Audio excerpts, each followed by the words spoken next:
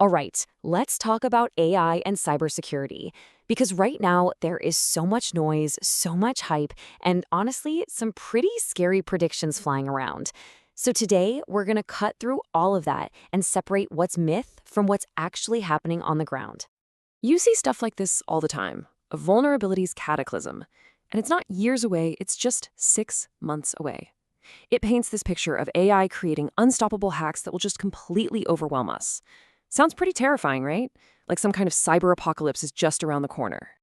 But is that what's really going on?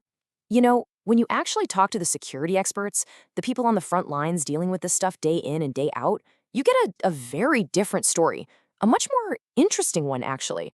So, first things first, let's really take a hard look at this whole AI cataclysm idea. Is it a real forecast we should all be panicked about, or is something else going on here? Well, the consensus from people who actually do this for a living is pretty clear. That 6-month timeline, one expert called it, and I'm quoting here, wildly unreasonable. They see this kind of talk for what it is, classic FUD, fear, uncertainty, and doubt. Look, AI is a powerful tool, for sure, but it's not magic. It's great at finding simple stuff, but it still really struggles with complex attacks that need that human touch, that intuition. And here's the part of the conversation that almost always gets left out. It's not a one-way street. We talk endlessly about how attackers are using AI, but guess what? The defenders are using it too. It's a full-blown arms race. So yeah, an attacker's AI might scale up simple attacks, but a defender's AI gets better at spotting that exact kind of weird traffic. It's this constant tug of war where both sides are leveling up. Now, there is one area that's a genuine risk, and it's this trend people are calling vibe coding. Basically, you have someone with very little, maybe even no real software experience using an AI to just whip up an app. And the result? Well, one expert said some of these apps don't just have bad security, they have literally zero security. Because if you don't even know you're creating a security hole, how can you possibly fix it? This is cranking out insecure code at a massive, massive scale. And that actually leads us to the real weak spot in all of this. It's usually not about some genius AI breaking impossible code. Way more often, the attackers are targeting something much, much more vulnerable. Us, the human element. So let me tell you about a group called Scattered Spider. These guys are notorious, but not because they're super technical wizards. Nope. Their entire game is built around social engineering. They're masters of tricking people, not computers. They exploit trust. So how's AI fit into their plan? Check out their modern playbook for what we call vishing, that's voice phishing.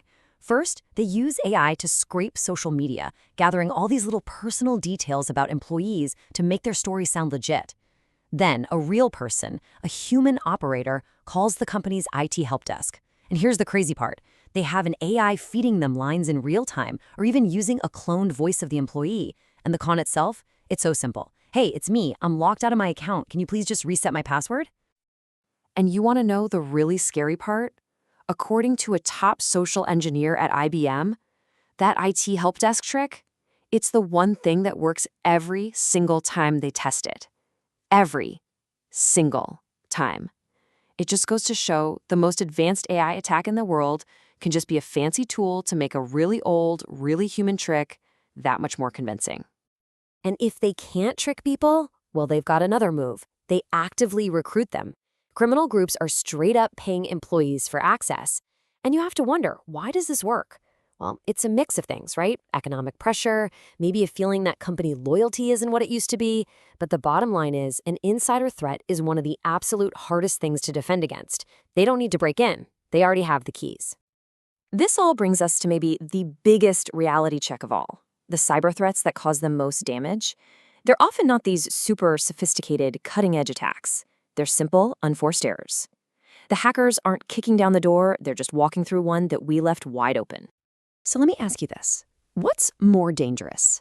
A brilliant hacker finding some obscure, complex flaw in your code? Or something much simpler? The answer, a lot of the time, might surprise you. It's often just a basic mistake. These right here are the open doors. We're talking about things like a private database that someone accidentally hooks up to the public internet, or never, ever changing a default password from admin. My personal favorite is when a developer turns off a security control to get something to work and then just forgets to turn it back on. As one expert said, you don't need to be a technical genius. You just need to look for the open doors and walk right in. And to see just how dangerous ignoring these basics can be, let's talk about the comeback of an old enemy, Petya, or at least a brand new version of it. To really get the stakes here, you just have to look at this number. The original NotPetya attack back in 2017, it caused over $10 billion in damages. This isn't some theoretical problem. The impact is absolutely massive. So what's the scary new trick? This new ransomware goes after a system's UEFI firmware. Now, that's the super low-level code that lives on the hardware itself, even before your operating system boots up. And here is the crucial detail. Security experts will tell you that almost nobody ever patches their firmware. The attackers aren't using some futuristic AI weapon. They're exploiting one of the most basic and most ignored security habits there is. So, after all that, what are we supposed to do? If the AI apocalypse isn't here yet, and the biggest threats are just old tricks and simple mistakes, how do you actually win this game? Well, it all comes down to focusing on the fundamentals. Okay, here's the game plan, straight from the experts. 1. Know your inventory. You can't protect what you don't know you have. Simple as that. 2. Practice good hygiene. Patch your systems, especially that firmware we just talked about. 3. Build for resiliency. Stop thinking about if you'll get attacked and start planning for when.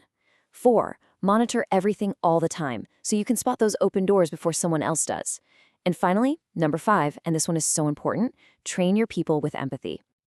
I absolutely love this quote. Firing someone because they clicked a phishing link? That's not the employee's failure, that's the company's failure to train them properly. Their job is to open emails and click links. The goal has to be creating a culture where it's safe to say, hey, I think I messed up, not a culture where people are terrified of making a mistake. And that really brings us to the final thought here. As we all look at this crazy AI arms race and all these complex threats, you have to ask yourself, where are you really putting your time and money? Is your biggest investment in the next shiny piece of security tech? Or is it in the simple, powerful, and way too often overlooked foundation of common sense?